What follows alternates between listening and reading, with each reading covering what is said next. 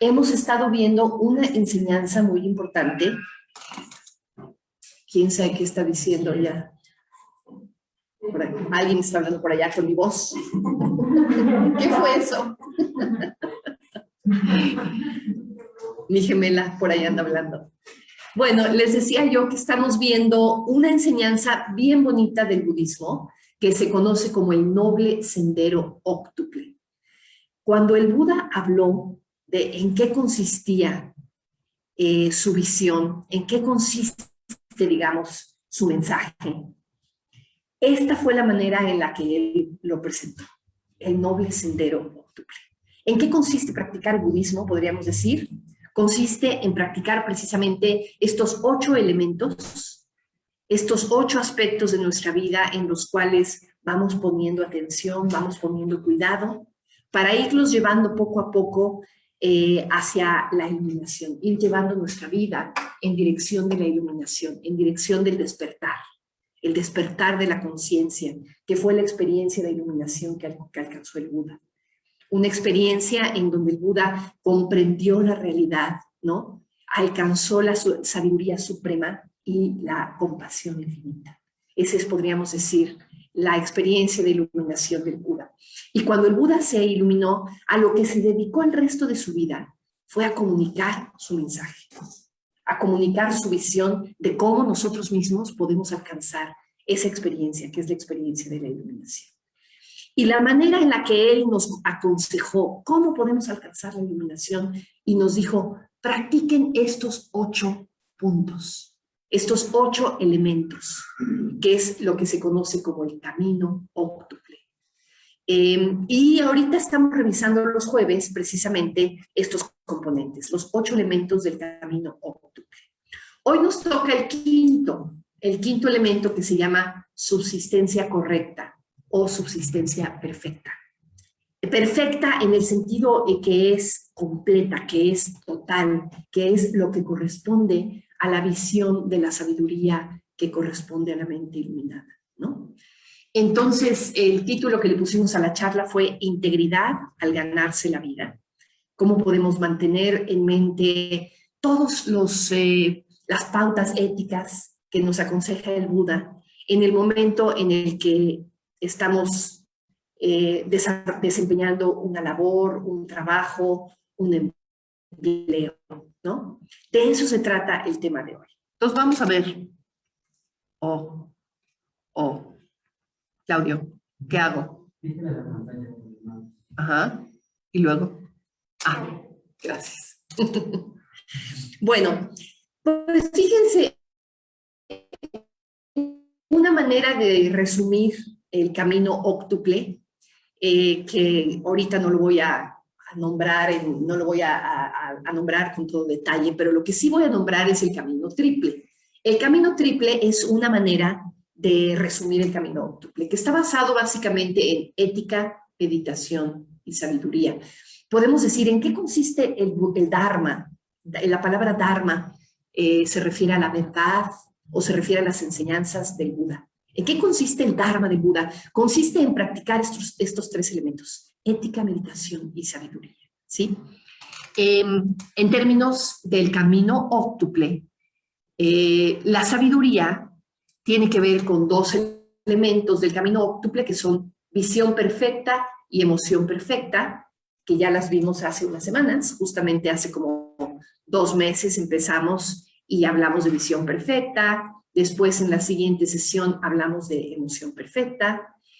La parte de la ética, podemos asociarla con estos 3 elementos del camino óctuple. Habla perfecta, acción perfecta y subsistencia perfecta. Entonces, este es el que vamos a ver hoy. Lo que quiero, la idea de esta diapositiva que les estoy presentando es simplemente mostrarles que subsistencia perfecta es uno de los componentes de la ética. Si pensamos en la ética budista, bueno, pues uno de los aspectos, uno de los ámbitos, digamos, en donde nosotros podemos aplicar o practicar la ética budista es en el ámbito de nuestro empleo, de nuestro trabajo, de nuestra vida profesional, por ejemplo, de nuestra manera en la que nos ganamos la vida, ¿sí? Entonces, ese es el tema que vamos a ver el día de hoy y que tiene que ver con ética. Cuando hablamos de que tiene que ver con ética, tiene que ver con 5 grandes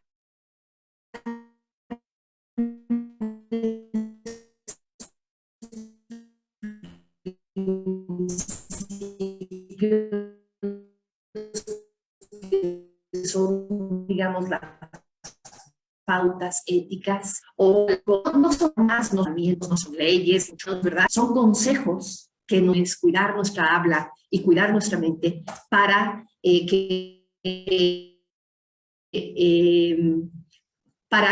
que las consecuencias, digamos, vayan llevándonos cada vez más cerca de la iluminación. ¿Cuáles son las consideraciones éticas que el Buda nos comparte? Bueno, pues primero que nada, el principio del matar, ¿no? No tomar la vida de ningún ser. El segundo principio importante es el principio de la generosidad, que tiene que ver con no tomar lo que no nos ha sido dado, no robar. El principio tiene que ver con el contento, la sencillez, la tranquilidad, y tiene que ver básicamente con todo el ámbito del deseo, ¿no? Cómo lidiamos con el deseo, cómo lidiamos con la avidez, particularmente con la avidez sexual, ¿no? Cuidar de que en el terreno de nuestro desempeño, de nuestra vida sexual, no hagamos daño. En la expresión de nuestros deseos en general, no hagamos daño. Y en ese sentido, el principio que hay detrás es cultivar un estado de contento, un estado de sencillez y tranquilidad. Después tenemos el principio de la veracidad, la honestidad, que tiene que ver con no mentir, ¿verdad? Con cultivar un habla veraz. Y por último, el principio de la claridad o de la conciencia, que tiene que ver con no consumir sustancias que nublen la conciencia, ¿sí? Entonces, esos son los 5 grandes principios éticos que manejamos en el budismo. Y cuando nosotros pensamos, ahora vámonos a este lado de la imagen, ¿verdad? Donde dice subsistencia perfecta. Cuando pensamos en subsistencia perfecta, ¿con qué tiene que ver subsistencia perfecta? Tiene que ver con practicar estos principios en el ámbito de nuestra profesión y de nuestro desempeño laboral, podríamos decir.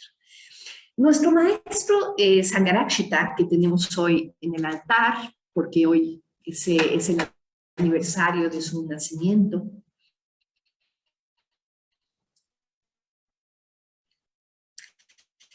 él decía que realmente este tema de la subsistencia perfecta, dado que el Buda le comunicó a personas que obviamente tenían un trabajo, ¿verdad?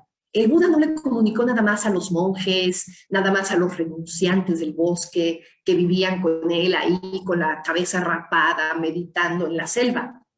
El Buda comunicaba con personas laicas, con personas que tenían trabajos, que tenían familia, que tenían una vida en sociedad. Tan es así que el quinto elemento del noble sendero óctuple nos habla precisamente de cómo relacionarnos con nuestro trabajo, con nuestra profesión, con nuestra vida laboral, con nuestra subsistencia, ¿no?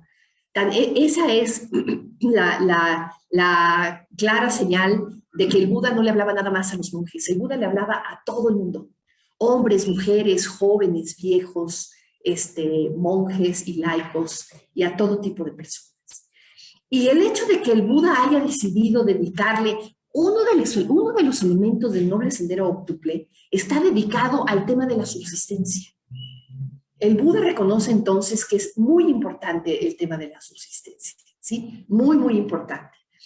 Esto implica aplicar los principios o pautas éticas a los diferentes aspectos de la vida en sociedad. Una de las formas en las que vivimos en sociedad, de las que se expresa nuestra vida en sociedad, es precisamente a través del tema de nuestro trabajo, de nuestra subsistencia, ¿no? Pero no nada más. Nuestro maestro dice que realmente el Buda le dio énfasis al aspecto de la subsistencia porque había otros aspectos de la vida en sociedad que probablemente no eran tan complicados en aquel entonces o no venía mucho al caso comunicarlos para el público con el que él se relacionaba, ¿no? Entonces, que probablemente se asoció con el tema de la subsistencia por esa razón. Pero nuestro maestro Bhante dice, hay otros aspectos de la vida en sociedad que también es importante tomar en cuenta. Aspectos que tienen que ver, por ejemplo, con temas no nada más económicos, sino temas políticos, temas sociales, ¿no? Los otros elementos del camino óctuple, como por ejemplo la visión perfecta, la emoción perfecta, el habla, la acción, tienen que ver más con uno mismo, tienen que ver más con mirarse a una misma como individuo y conocerse y poder tomar las mejores decisiones uno como individuo, ¿no? Pero no vivimos como individuos aislados, vivimos en grupos, ¿verdad? ¿Y qué pasa cuando vivimos en grupos? Pues que nos tenemos que ganar la vida, pues que nos organizamos socialmente, nuestras sociedades tienen estratos, tienen clases, nuestras sociedades tienen una forma de organización en términos de jerarquías de poder, y ahí entra también el terreno de la política, ¿no? O sea, hay temas muy complejos y sobre todo en el mundo moderno, cada vez más complejos que involucran la vida en sociedad. Y este tema de la subsistencia correcta, de alguna manera lo que está animándonos es a darnos cuenta que en todas esas áreas podemos aplicar los preceptos. No aplicamos los preceptos nada más aquí, digamos, en lo privado de nuestra mente. No aplicamos los preceptos nada más cuando vivimos con nuestra familia, con nuestros hermanos, con nuestros amigos, sino en cualquier contexto social en el que nos desenvolvemos, ¿sí? Ahí aplicamos, por ejemplo, en el tema del trabajo, en nuestra relación con el dinero, nuestras relaciones de consumo, las estructuras sociales en las que nos movemos, ¿verdad? La manera en la que nos interactuamos con el medio ambiente, las cuestiones de la civilidad, de las organizaciones políticas, todo eso, en todos esos ámbitos podemos cuidar nuestro comportamiento ético, podemos tener en cuenta los preceptos, ¿sí? Ahora, si se fijan, son muchas, ¿verdad? Muchas cosas, pero el Buda se centró básicamente en el trabajo, el aspecto laboral, ¿sí? Vamos a ver un poquito por qué sería eso. El aspecto laboral. Pues la manera en la que nos ganamos la vida, si se fijan, es acción. Tiene que ver con nuestras acciones. La palabra acción, karma, y seguramente la palabra karma es una palabra que habrán escuchado por aquí y por allá, ¿verdad? La ley del karma. La ley del karma tiene que ver con cómo las acciones que ejercemos desde nuestra voluntad tienen consecuencias, ¿sí? Tienen consecuencias. Cuando actuamos desde una mente, desde una voluntad que está impregnada de generosidad y de amor, los resultados son positivos. Los resultados nos impulsan hacia la luz. Mientras que cuando actuamos desde una mente que está ofuscada, entintada de odio y de avaricia, entonces los resultados nos van a llevar a un mayor sufrimiento, ¿sí? De eso habla la ley del karma. De eso habla la ley que tiene que ver con cómo nuestras acciones se traducen en resultados específicos según qué tipo de intención las informan. Y lo que sucede con cómo nos ganamos la vida tiene que ver con eso, ¿verdad? Pues son acciones que además son cotidianas, muchas horas al día. Estamos involucrados en ese tipo de espacio, ¿no? En las acciones, nuestro trabajo tiene efectos muy importantes sobre nosotros mismos y también sobre otros, ¿no? En promedio, se dice que pasamos la tercera parte de nuestro día en el trabajo. 5 días a la semana, si es que tenemos un trabajo de tiempo completo, 5 días a la semana, 8 horas al día, estamos en la chamba, ¿verdad? Estamos ahí involucrados con una serie de personas, con una atmósfera, con una serie de responsabilidades y de acciones que tienen que ver con nuestro trabajo, ¿no? Entonces, si se fijan, pues es una muy buena parte de nuestro día, una muy buena parte de nuestra existencia. La pasamos encerradas en las cuatro paredes de nuestra oficina o en el ámbito del trabajo que desempeñen ustedes, no sé cómo sea, si sea una oficina, si sea un laboratorio, si sea un taller, si sea la naturaleza, si como sea su espacio de trabajo, ¿verdad? Pero ahí en ese ámbito pasan muchas horas al día, ¿no? Muchas horas al día. Entonces, obviamente, tiene un efecto muy fuerte sobre nuestra mente. Nuestras acciones en el contexto del trabajo dan lugar a hábitos muy fuertes, hábitos mentales y hábitos de habla, hábitos de comportamiento, que dejan una huella muy clara en nuestra mente y en el mundo. Imagínense si yo estoy 8 horas al día encerrada en una atmósfera positiva, amable, en donde yo misma estoy contribuyendo a un estado de positividad para otros, el efecto que eso tiene en mí, ¿no? Es súper positivo. En cambio, si yo estoy encerrada 8 horas al día en un ambiente en donde estoy rodeada de puras personas gruñonas, que me están, donde estoy cultivando estados mentales de resistencia y de resentimiento y de enojo y de irritación, imagínense la huella que eso deja en mi mente. La huella que eso deja en mi mente es una huella indeleble, porque al rato me convierto en eso, ¿no? Los estados mentales en los cuales habitamos, en eso se convierte nuestra vida. Nuestra vida es eso al ratito, ¿no? Entonces, sí, imagínense, pues mi vida se convierte en un verdadero infierno. Entonces, por eso es muy importante vigilar cómo es el espacio de nuestro trabajo, ¿no? ¿Qué hacemos con esas 8 horas que pasamos en el trabajo? Porque tienen una huella muy fuerte sobre nuestra mente. Ahora, claro, nuestro trabajo, inicialmente en un principio, pues es básicamente un medio, un vehículo para llegar a un fin, ¿verdad? En principio trabajamos, ¿verdad? Para obtener recursos, para mantenernos, para alimentarnos, para pagar la renta, para pagar la colegiatura de los niños, para pagar los doctores, en fin. Tenemos una serie de necesidades, muchas de esas necesidades tienen un costo económico, ahí viene toda la relación que entablamos con el dinero, ¿verdad? Y con los bienes materiales, que tiene que ver mucho con nuestro ámbito laboral, ¿verdad? Pero la realidad es que nuestro trabajo se convierte en mucho más que eso, se convierte en mucho más que un medio para un fin. Se convierte también incluso en un espacio en el que podemos incluso alcanzar nuestra realización, ¿no? O nuestra frustración o nuestra realización, ¿verdad?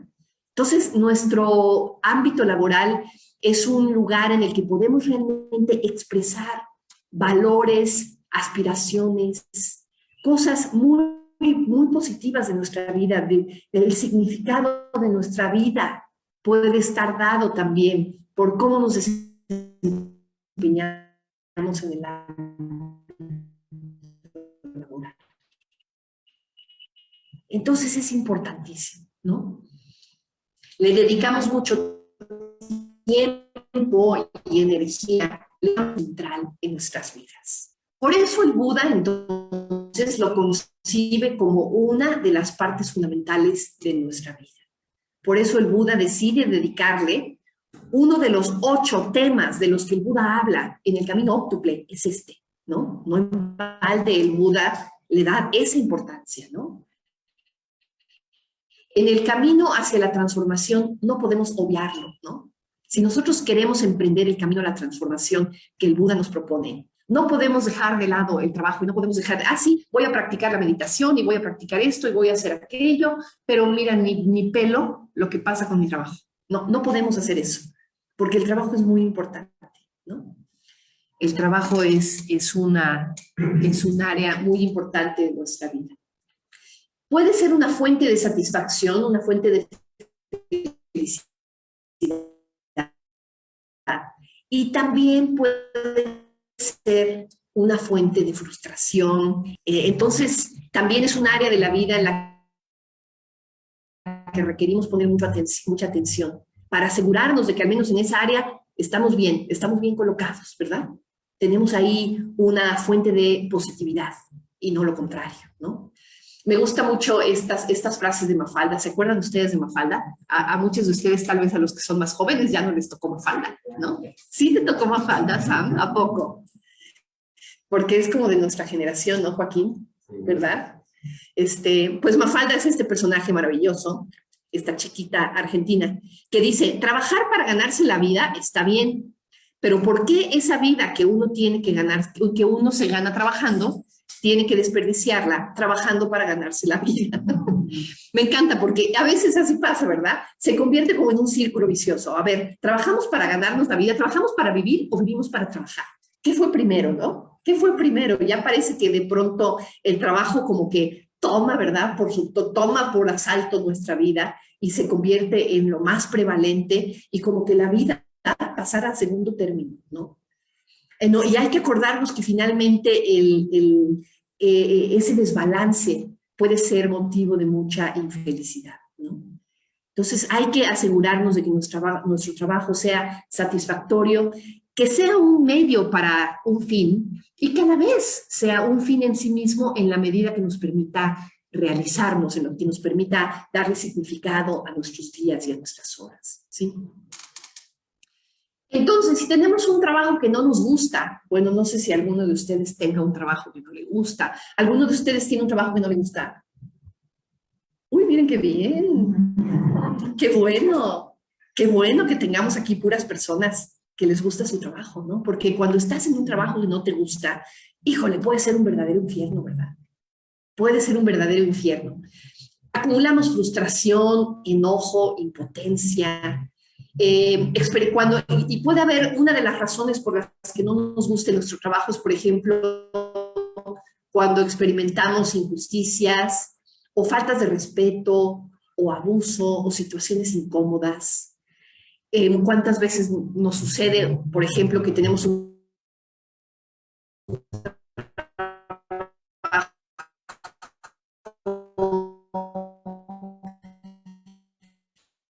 en donde nos vemos forzados a hacer cosas que no nos parecen correctas, ¿no? Que no son al teléfono y en el contexto de mentiras. Y en eso consistía el trabajo. Tenía que engañar a los clientes, ¿verdad? Para que los clientes gastaran dinero en el producto que estaban vendiendo, que evidentemente era un producto que no era necesario. Mucho de nuestra sociedad actual está basada en crear necesidades que no existen para que la gente consuma productos que no necesita, ¿no? Y ahí estamos, atrapados en esa lógica. Entonces, este amigo mío tenía que decir mentiras en su trabajo.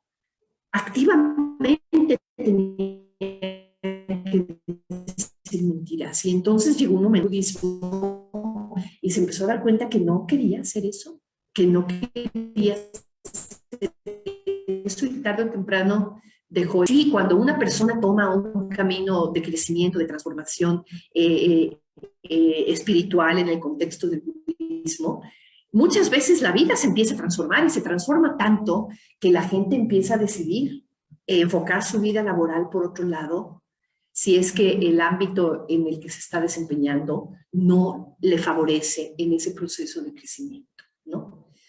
Entonces, nos podemos ver forzados a ver cosas que no nos parecen. ¿Y qué nos pasa cuando estamos en esas situaciones? Bueno, básicamente nos enfermamos, ¿no? Con que toda una parte de nuestro ser se revela, incluso más allá de lo que nuestra voluntad desea, ¿no? Nuestro ser se revela y terminamos por enfermarnos y nos da gastritis y nos da colitis y olvídate, nos puede hasta dar cáncer, olvídate, de verdad, yo lo creo ciertamente, ¿no? Que estando atrapados en una situación como tan grave como esa, sí te puede exagerar esto, ¿no? Entonces sí puede ser muy fuerte, ¿no? Por otro lado, si tenemos un trabajo que sí nos gusta y que sí nos interesa, pues es una maravilla porque nos podemos sentir inspirados, le encontramos un sentido a las cosas, ¿verdad? Nos sentimos apasionados, dirigimos nuestra energía positivamente hacia un fin que encontramos inspirador, experimentamos satisfacción, experimentamos plenitud. O sea, es una gran cosa cuando uno de verdad te llena, ¿no? Yo durante muchos años trabajé en la universidad como bióloga y cuando yo encontré la carrera de biología, bueno, realmente la biología me encanta, me encantaba y me dediqué muchos años a eso. Y yo tenía la sensación de que era yo tan afortunada, de que a mí me pagaban por hacer lo que me gustaba. A mí me pagan por venir aquí a este lugar y hacer investigación y dar estas clases hermosas que me encantan y estar en contacto con estudiantes. Y wow, y además resulta que me pagan por hacer esto. ¡Qué bendición!, ¿no? Entonces, la verdad es que yo me sentía increíblemente afortunada de estar en esa situación. Y cuando sucede eso, realmente es muy bonito, ¿no? Ahora, por supuesto que está también la consideración de la remuneración, ¿no? Porque si trabajamos también, pues para ganarnos una lana, ¿no? No nada más para sentirnos felices. Sí necesitamos la remuneración, ¿no? Hay veces que la remuneración no es lo que, no es muy buena, ¿no? Eh, pero muchas veces el tema de la remuneración entra en juego también en términos de cómo tomamos nuestras decisiones en un trabajo, ¿no?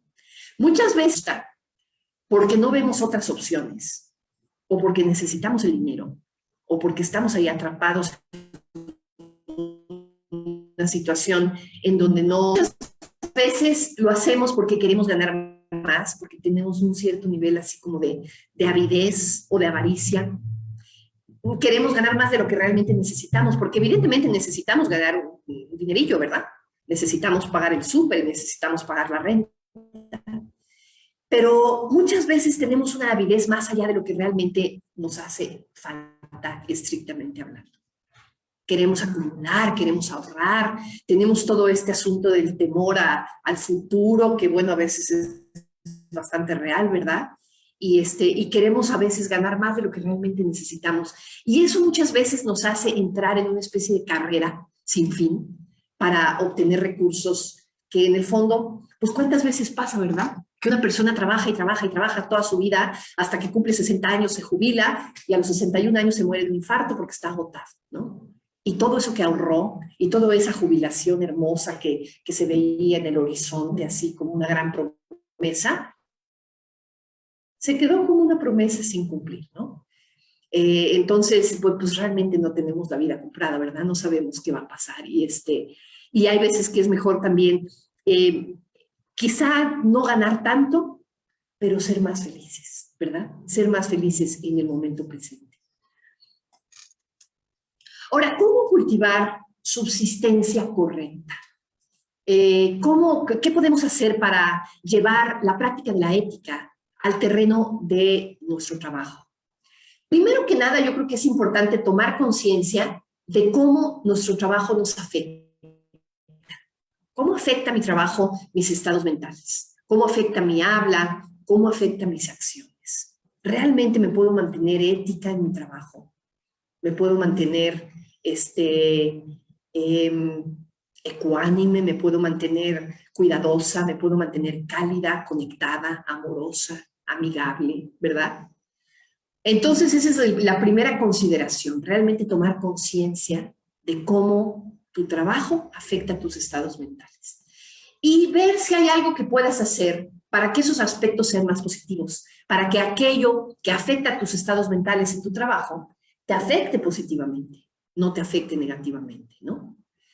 Yo durante mucho tiempo ahí en la facultad donde yo trabajaba, no tenía una oficina en donde yo me pudiera encerrar, ¿no? Entonces era en un espacio, se cuenta, de este tamaño, como el espacio de este salón, trabajábamos más o menos 15 personas. Entonces con un escritorio ahí y otro escritorio allá y una mesa aquí y una mesa por acá y todos encimados, ¿no? De verdad, en un espacio así trabajábamos 15 personas. Entonces, era realmente, mis estados mentales estaban pero por los suelos, porque estaba yo constantemente impaciente, irritable, ¿no? Constantemente sintiéndome abrumada, en una necesidad de una cierta privacidad y cierta... Me quería yo concentrar y no había manera de que me pudiera yo concentrar. Me interrumpían literalmente cada 30 segundos, sonaba el teléfono, gritaban, ¿no? Era una cosa Y curioso, porque tarde o temprano nos cambiamos de ese espacio y después ya tuve mi oficina para mí solita. ¡Wow! El cambio que eso me hizo en mis estados mentales fue diametral, diametral. Como sencillamente hay veces que simplemente las condiciones en las que estás no te permiten estar positiva. Aunque tu trabajo sea positivo y sea súper bueno y te guste y todo, las condiciones en las que estás no te permiten mantenerte positiva. Entonces, lo primero que puedes hacer es ve si hay algo que puedas hacer para que estos aspectos sean más positivos. Por ejemplo, si vamos a convertir este espacio entre 15 personas, vamos a poner reglas. Y a ver, de 12 a 2, nadie abre la boca en este lugar. Ok. Una regla así, de 12 a 2, nadie abre la boca. Prohibido hablar, ¿no?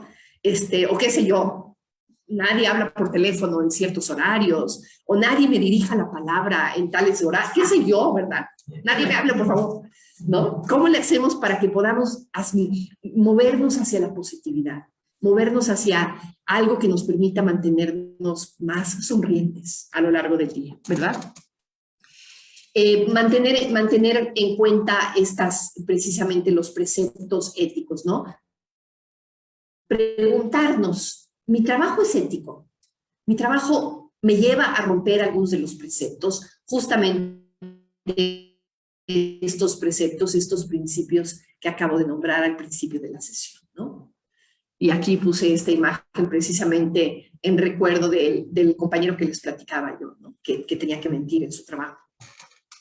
Tu trabajo te gusta, te inspira, contribuye a darle un sentido a tu vida. Si no, ¿qué puedes hacer para que sí lo sea, para que tu trabajo sea inspirador? ¿Cómo puedes conectar tu sentido de significado en tu vida con lo que haces cotidianamente en tu chamba, ¿no? Y hay veces que para eso hace falta la imaginación, ¿no? Hace falta la imaginación. A mí me pasaba, por ejemplo, cuando estaba yo encerrada calificando exámenes, y calificar exámenes es de las cosas más frustrantes que hay en la vida. Y estaba yo calificando exámenes y poniéndole 0 a todo el mundo porque estaba yo furiosa, ¿no? Frustrada, ¿no? Entonces, ¿qué me ayudaba en ese momento? Acordarme, a ver, ¿qué estoy haciendo? Ah, pues estoy formando futuros biólogos. ¡Wow! Entonces eso cambiaba mi perspectiva, ¿no? No estaba yo nada más calificando una mala ortografía y una pésima redacción, sino que estaba yo formando futuros biólogos. Entonces puedo elegir, ¿verdad?, cómo ver lo que estoy haciendo de tal manera que me inspire, de tal manera que me mantenga conectada con esa meta, con esa aspiración que hay detrás de mi quehacer profesional, ¿no? El trabajo que tienes te da para vivir adecuadamente, ahí está la parte de la remuneración. Trabajas demasiado para ganar más dinero, tal vez más del que realmente necesitas. Es algo que te puedes preguntar. Tal vez no necesitas trabajar 10 horas al día, tal vez con que trabajes 7 horas al día es suficiente, ¿no? Si es así, considera simplificar tus necesidades y así poder trabajar menos. Nuestro maestro Sangharakshita, él le recomendaba a los jóvenes que trabajaran lo menos posible. Y había gente que lo criticaba porque le decía, ¿cómo le andas aconsejando a los jóvenes que trabajen poco? Pues él decía, sí, trabajen poco. Trabajen lo menos que haga falta. Solamente lo necesario para vivir. En el resto de su tiempo, hagan otras cosas. Actividades creativas, arte, lectura, poesía, literatura, naturaleza, meditación. No hace falta gastar todas las horas que gastamos sentados en el escritorio de nuestro trabajo, ¿no? Hay que llenar la vida también de otros elementos, ¿no? A veces del trabajo transforma, a veces gracias. A través del trabajo transformamos nuestra mente. Y yo creo que ese es uno de los ámbitos más evidentes en donde también nos damos cuenta que tenemos un efecto sobre el mundo.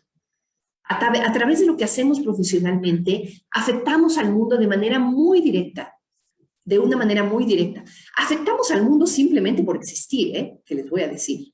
Simplemente por las decisiones cotidianas que tomamos en la intimidad de nuestra recámara, afectamos al mundo. Pero en el espacio del trabajo, todavía más, ¿verdad? Todavía más. Entonces, es Es en este contexto en el que tenemos más capacidad para crear un mundo mejor o para crear un mundo peor, en todo caso, ¿verdad? No solamente nos involucra a nosotros, también involucra nuestro entorno social, la manera en la que también interactuamos con otros y ponemos nuestro granito de arena para crear un mundo. Y ahí es donde podemos aprender a ser parte de la solución y no parte del problema, ¿no?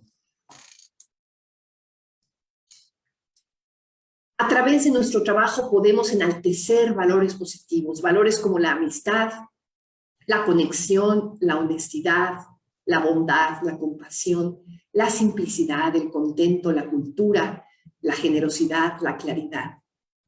Todo eso lo podemos hacer en nuestro trabajo. O también, si nos va mal, si no actuamos de manera adecuada en nuestro trabajo, podemos estar enalteciendo justamente los valores opuestos y podemos estar cultivando negatividad de manera muy tangible, ¿no? Si nos ponemos a cultivar la competencia, la rivalidad, la deshonestidad, la superficialidad, insatisfacción, ignorancia, juicio, confusión, indiferencia, desconexión, ¿verdad? Hay trabajos en donde sucede eso y realmente lo que nos está pasando es que estamos ahí metidos en estados mentales muy ofuscados, muy aflictivos, que no llevan más que al sufrimiento.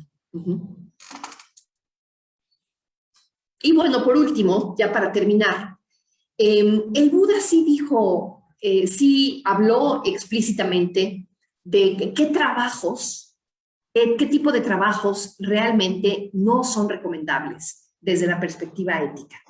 Cuando el Buda habló de subsistencia correcta, sí dijo, hay trabajos que están totalmente en contra de una transformación positiva de la vida, la transformación que sugiere justamente el noble sendero óptuple. Y en las escrituras del Canon Pali, en las escrituras budistas, sí se habla, por ejemplo, que trabajos como, evidentemente, dedicarse a matar o a dañar seres vivos, por ejemplo, trabajar en un matadero, ¿no? Es muy, muy, muy negativo, ¿no?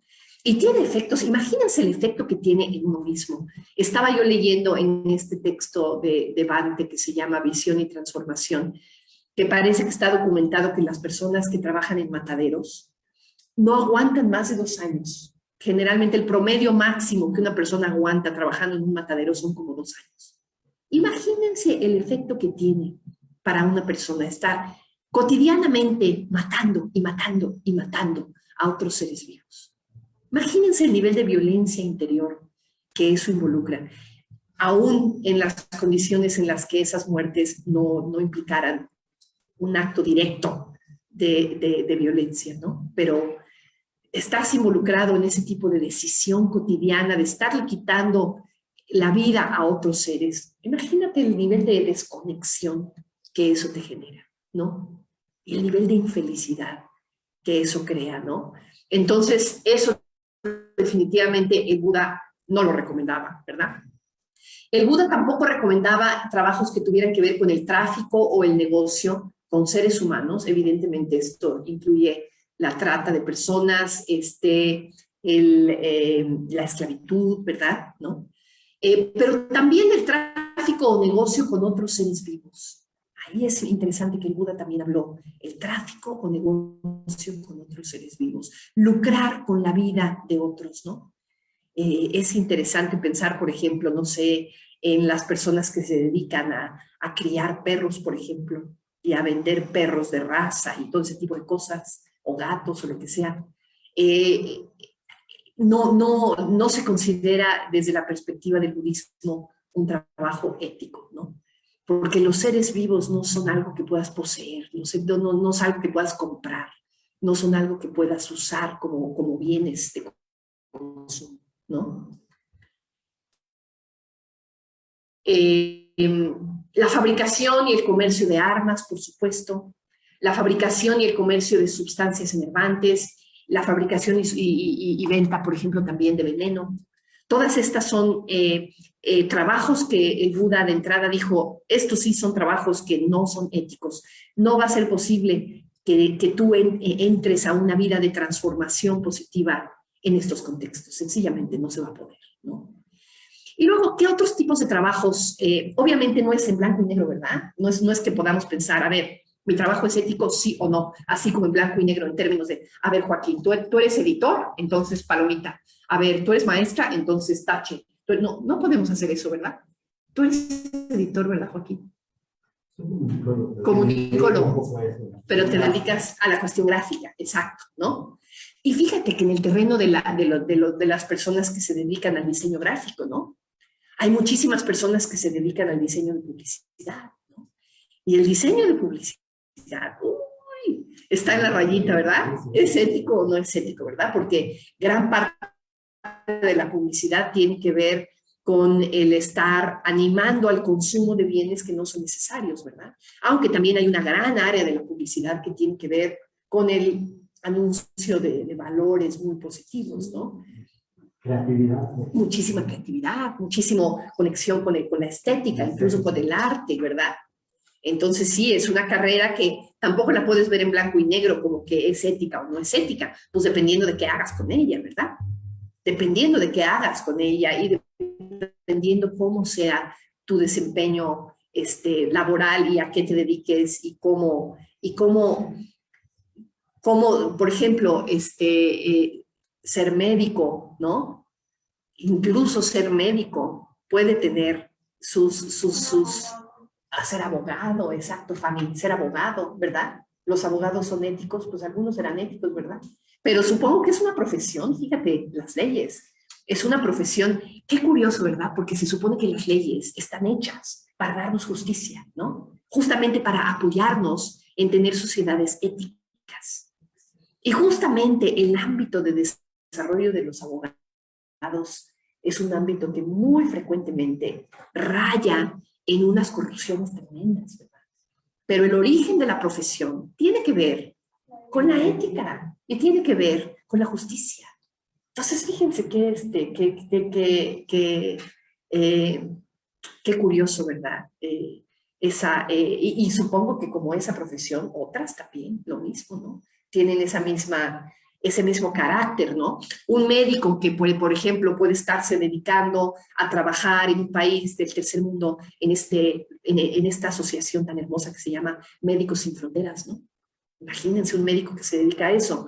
O por otro lado, puedes tener un médico que se dedica a ser cirujano plástico y se dedica a ponerles protuberancias a las mujeres por aquí y por allá para que se sientan muy guapas, ¿no? Que evidentemente no es lo mismo, ¿no? No es que sea intrínsecamente no ético hacer eso, pero es una manera muy distinta de enfocar una profesión, ¿no?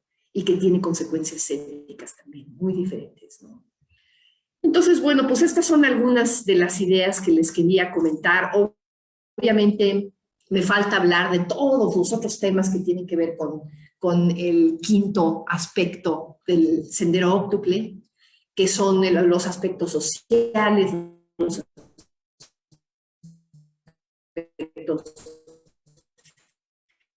ambientales, los aspectos políticos, el terreno laboral. Esto es algunas de las consideraciones a tener en cuenta.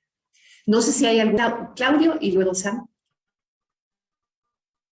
Hay un par de preguntas en Facebook, pero si quieres... A ver, primero Sam y luego vamos a Facebook. Por ejemplo, mi trabajo sí rompe alguno de los preceptos, pero no es por mí. Ajá. Entonces, ¿qué hago si mi trabajo rompe alguno de los preceptos y no hay forma de que lo pueda cambiar?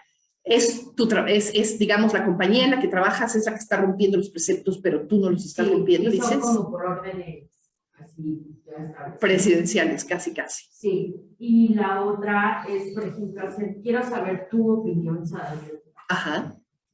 acerca de en el primer precepto de matar o dañar seres vivos. Ajá. Hablábamos de que aquí, por ejemplo, los trabajos de que trabajan en los mataderos. En un matadero, ajá. Por ejemplo, yo no soy vegana ni soy vegetariana porque me gusta la carne.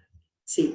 Entonces, ¿qué pasa, no? Porque yo ahí estoy no rigiéndome en un principio de ética. Claro, claro. Entonces, sí. quiero saber tu opinión acerca de que, o sea, no mato animales, ¿no? No, voy a matar, no vas por ahí matando reses. Ajá. Pero sí me las como. Claro, te las comes. Bueno, pues una pregunta muy interesante esta que hace Sam, porque efectivamente muchas veces tú puedes cuidar tu ética con mucho cuidado, puedes tratar de que tus acciones sean limpias y puras en el sentido de que no están contaminadas por emociones torpes, pero te desempeñas en un ámbito en donde eso sucede, en donde la lógica de ese lugar es no muy ética, ¿no? Por supuesto que depende hasta dónde quieres llegar con tu práctica de la ética, ¿no? Depende que hasta dónde quieres llegar. Tú puedes decir, mira, pues yo hasta aquí me siento a gusto, me siento tranquila, me siento contenta, porque yo estoy desempeñándome de manera ética, ¿no? Y todos ustedes, pues allá ustedes, ¿no? Pero también puedes llegar a decir, ¿sabes qué? No me siento tranquila. Puedes llegar a un nivel de conciencia o un nivel de decisión en el que digas, no quiero contribuir a una compañía que no es ética. No quiero poner mi energía, no quiero poner mi trabajo, mi dedicación, mi corazón en una compañía que no tiene principios éticos. Puedes llegar a tomar esa decisión eventualmente, no sé. Ahí dependerá de ti, ¿no? Okay. ¿En qué tan lejos quieres llevar? Y lo mismo la respuesta con respecto a lo de la carne. Okay. ¿Qué tan lejos quieres llevar tu ética? No es de blanco y negro la ética budista. Sí. No es decir, pues como carne, tache, soy vegetariana, palomita. No, sí. No sucede así, ¿no? Porque, por ejemplo, yo soy vegetariana, pero consumo huevo. Intento consumir huevo de gallinas de libre pastoreo, pero hay veces que no. ¿Qué quiere decir? Que estoy contribuyendo también. La industria de la producción de huevo es horrible, maltratan a los animalitos de una manera terrible, ¿no? Entonces, cuando yo consumo huevo que no es de producción de libre pastoreo, de alguna manera estoy contribuyendo a esa industria también, aunque sea vegetariana, ¿no? Ahora, si tú quieres realmente perfeccionar, quiero usar la palabra perfeccionar, sí, adrede, porque creo que sí se puede perfeccionar tu comportamiento ético, ¿no? Pues puedes ir llevando más y más y más allá este tipo de decisiones de tu vida cotidiana, ¿no? Puedes decidir, ahora no nada más voy a ser vegetariana, sino voy a ser vegana. Y no nada más eso, sino voy a dejar de usar zapatos de cuero. Y voy a consumir café orgánico. Y voy a tratar de involucrarme en comercio justo, ¿no?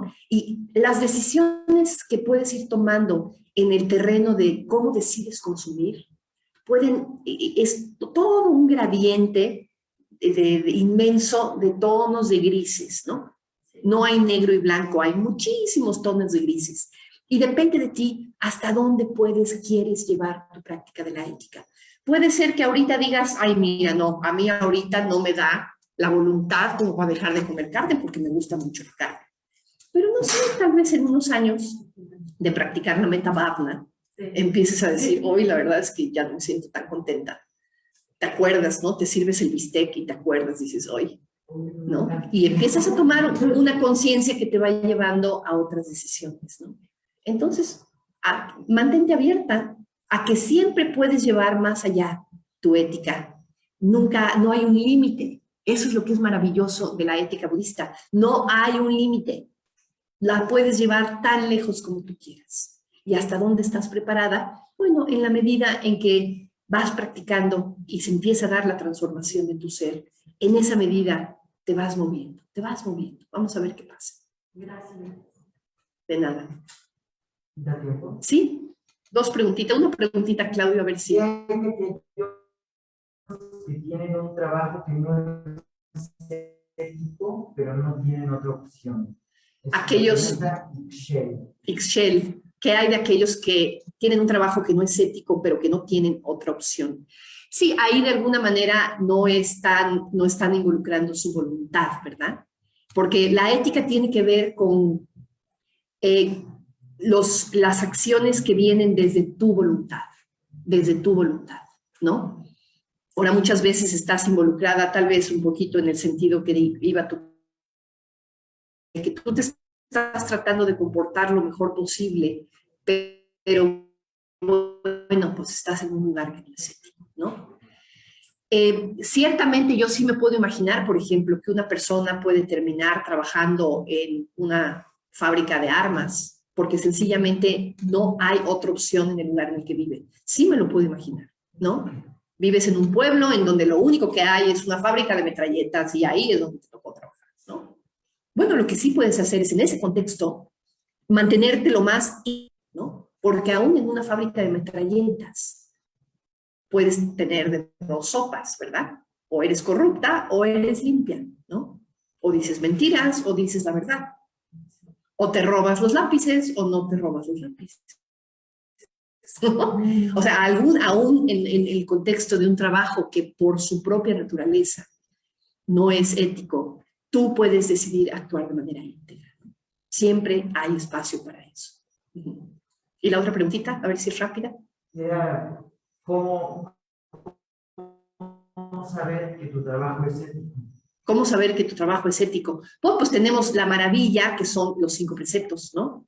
Tenemos estas 5 normas, no quería usar yo la palabra norma, perdón, estos 5 principios, estas 5 pautas, que son los 5 preceptos éticos, que puse en una diapositiva hace ratito, que nos permiten identificar aquellas acciones que podemos considerar como torpes, en el sentido de que nos llevan a más sufrimiento.